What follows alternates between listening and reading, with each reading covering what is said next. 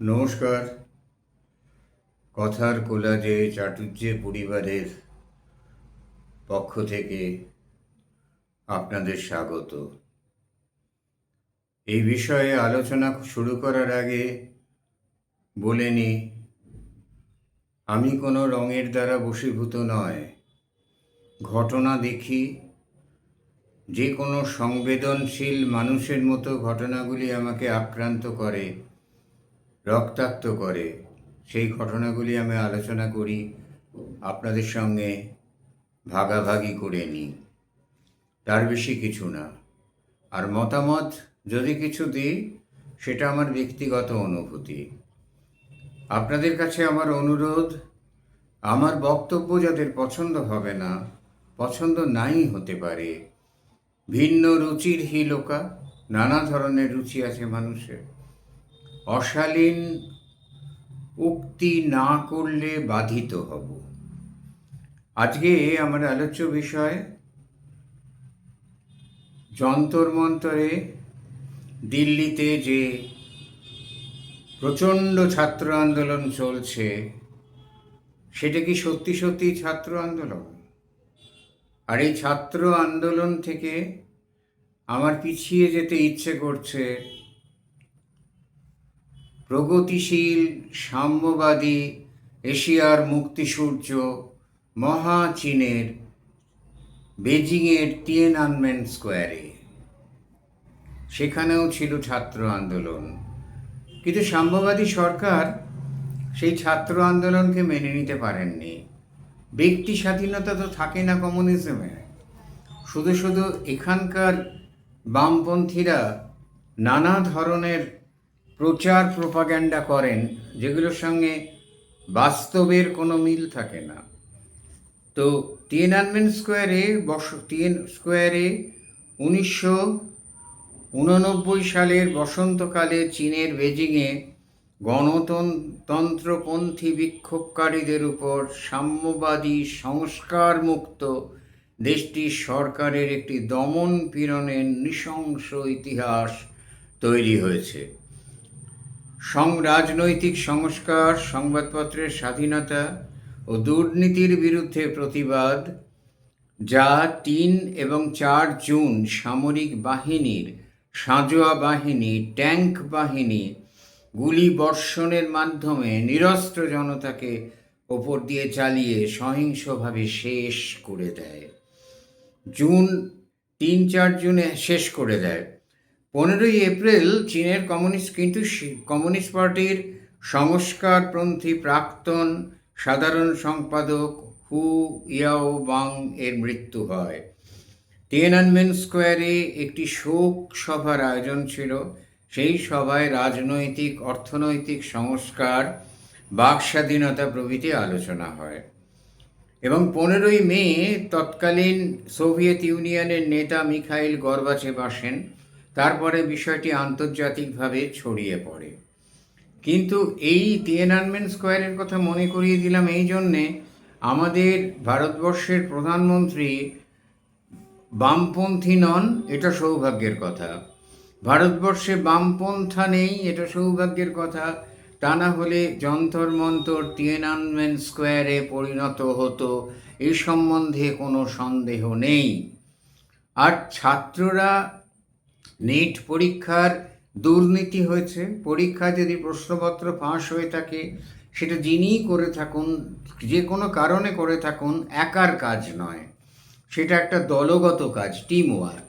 সেইখানে তার তদন্ত হয়েছে, সেটা নিয়ে কোর্ট কথা বলেছে, কোর্ট তার মীমাংসাও করেছে। তাহলে সেই বিষয়টা নিয়ে এতদিন পরে আবার নতুন করে নতুন ঘটনার সঙ্গে জড়িয়ে নিয়ে কেন এই আন্দোলন করছে ছাত্ররা, এটা আমার কাছে একটু দুর্বোধ্য লেগেছে। আর বিষয়টা হচ্ছে, যদি ছাত্রদেরই এই যে ছাত্রদের শিক্ষাক্ষেত্রে দুর্নীতি, এই শব্দটা যদি প্রযোজ্য হয়, তাহলে পশ্চিমবঙ্গের শিক্ষাক্ষেত্রে যে পাশ করা হাজার হাজার ছেলে মেয়ে রাস্তায় বসে রইল, বোধহয় এখনো আছে, তাদের ওএমআর শিট ছিঁড়ে ফেলা হলো। এত বড় পশ্চিমবঙ্গ তো ভারতবর্ষের বাইরে নয়, এত বড় দুর্নীতি করা হলো, তখন কোথায় ছিলেন ওয়াংচুক, সোনাম ওয়াংচুক? কোথায় ছিলেন রাহুল গান্ধী? কোথায় ছিলেন প্রিয়াঙ্কা গান্ধী? কোথায় ছিল দীপশিতা ধর? কোথায় ছিল এই সমস্ত বামপন্থী নেতা নেত্রীরা? তারা এসে তো তাদের পাশে দাঁড়ায়নি, নামমাত্র দাঁড়িয়ে গেছে। কিন্তু এইভাবে একেবারে সরকার ফেলে দেবো, শেষ করে দেবো, এই রকমভাবে আন্দোলন তো তারা করেনি। তারা চুপ করেছিল তখন। কেন? আমি তো অন্তত এই কংগ্রেস কথা বলেছিল ওই পরীক্ষার্থীদের সঙ্গে, বামপন্থীরাও কথা বলেছিলেন, কিন্তু তাদের পাশে দাঁড়িয়ে সেই তাদের স্বীকৃতি পাইয়ে দেয়া সেই কাজটা কেউ করেননি। অনশন কেউ করেনি এটা নিয়ে। কোথায় ছিলেন সোনাম ওয়াংচুক তখন? তিনি তো আসেননি। তাহলে শিক্ষাক্ষেত্রে দুর্নীতিটা প্রধান ব্যাপার এক্ষেত্রে মনে হচ্ছে না। কেন মনে হচ্ছে না? তার কারণ হলো আমরা ওইখানকার কতগুলো স্লোগানের প্ল্যাকার্ড দেখলাম, হয়তো সেগুলো মিম হতেই পারে, সেগুলো এআই দিয়ে তৈরি, কিন্তু কিছু স্লোগান কানেও তো আসছে। আমরা একেবারে কানে দিয়েছি তুলো, পিঠে বেঁধেছি কুলো হয়ে তো বসে নেই, বিষয়গুলো তো শুনি। দেশটা তো আমাদেরও। দেশ মানে তো শুধু কিছু নীতিবাদ নয়, দেশ মানে কতগুলো ইজম নয়, দেশ মানে এই অখণ্ড ভূমি ভারতবর্ষ। তাহলে জয় শ্রীরাম কেন বলবো? बस नाम रहेगा अल्लाह का, সীতাপতি কে, ভারত মা হলে বাবা কে, কাশ্মীরে ৩৭০ লাগু হোক, কাশ্মীর চায় আজাদি, সংসদ ভবন ভেঙে গুঁড়িয়ে দেবো, নেপালের মতো পরিস্থিতি করব। এই কলকাতার রাস্তায় কোনো একটি বিশেষ বিশ্ববিদ্যালয়ের ছেলেমেয়েরা আজাদি চাইছে। কিসের থেকে আজাদি? আমরা তো আজাদ, আমরা তো স্বাধীন একটা দেশ। অর্থনৈতিক অবস্থা থেকে আজাদি, সেটা চাইতে গেলে যে ক্ষমতার দরকার সেটা তো অর্জন করতে হবে। তো অর্থনৈতিক স্বাধীনতা ব্যক্তিগতভাবে আসে, কেউ আটকায় না। আর যদি আমার বিড়লা হওয়ার ক্ষমতা থাকে আমি বিড়লা হতেই পারি, কিন্তু আমার সেই সাংগঠনিক ক্ষমতা নেই অত বড় ইন্ডাস্ট্রি গড়ে তোলার। আমি একটা মার্চেন্ট অফিসের কেরানি, আমি মনে করি এরা আমাকে এত টাকা দেবে যাতে আমার সব প্রয়োজন মিটে যাবে, তা তো হয় না। আজকে যদি আমি অর্থনৈতিকভাবে বিশাল উন্নতি করতে চাই, কেউ আমার উন্নতি আটকে রাখেনি। আজকে যদি আমি শিক্ষায় বিশাল উন্নতি করতে চাই, কেউ আমার উন্নতি আটকে রাখেনি। আমি এর সাক্ষী আছি, আমি দেখেছি যে নিজের চেষ্টায় কতদূর উন্নতি করা যায়। অসুবিধা তো কিছু নেই। তাহলে কিসের আজাদি, কিসের থেকে স্বাধীনতা চাইছে? এই সরকারটা ফেলে দেওয়াই কি স্বাধীনতা? আমি জানি না। আর সব থেকে বড় কথা হলো, একটা মজার জিনিস আমার চোখে পড়েছে, মাফ করবেন, আমি পলিটিশিয়ান নই, বিরাট শিক্ষিত মানুষও নই, রাজনৈতিক বিশ্লেষকও নই, আমি একটা সামান্য মানুষ। আমার দেখে শুনে যা মনে হয় দু কথা আপনাদের বলি সন্ধ্যেবেলাটা।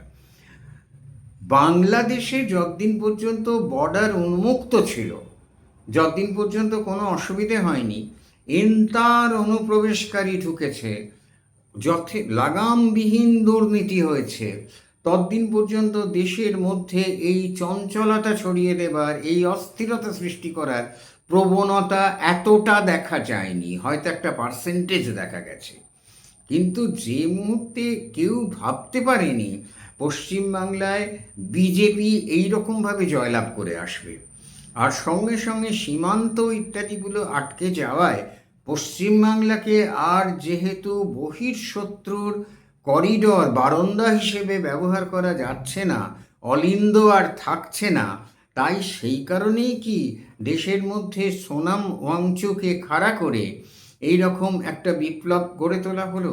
এই ভদ্রলোক নিশ্চয়ই অত্যন্ত সৎ, এবং ইনি নিশ্চয়ই একটা অন্যায়ের বিরুদ্ধে প্রতিবাদ করছেন, তাতে আমার কোনো আপত্তি নেই। অন্যায় যদি হয়ে থাকে প্রতিবাদ হবে। সরকার যদি অন্যায় করে থাকেন, অন্যায় সমর্থন করে থাকেন, তার নির্দিষ্ট ব্যক্তিকে খুঁজে বার করে তার শাস্তি নিশ্চয়ই হবে। কিন্তু ছাত্র আন্দোলনে জয় শ্রীরাম কেন বলবো, প্রশ্নটা কি আসে? ভারত মাতা মা হলে বাবা কি, প্রশ্নটা কি আসে?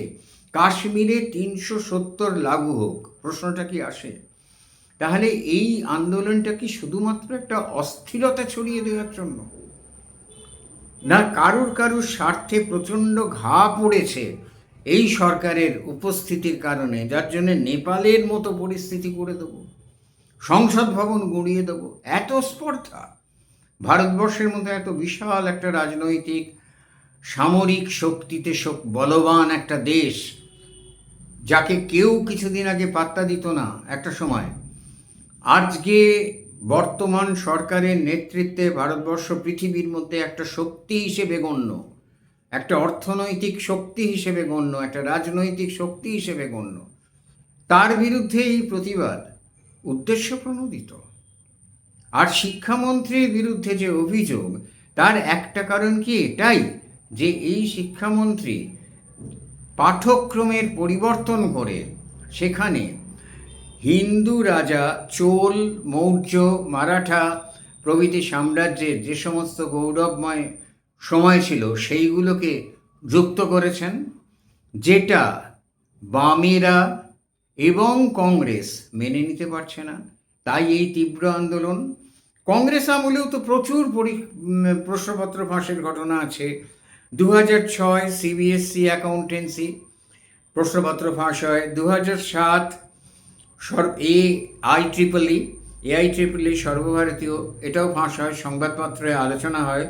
2008 প্রি মেডিকেল টেস্ট পিএমটি, এটাও ফাঁস হয়ে যায়, আলোচনা হয়। 2010 ব্যাংক রিক্রুটমেন্ট, এটা নিয়েও হয়। ব্যাপক কেলেঙ্কারির কথা সবাই জানি, আজ আর বলতে চাইছি না।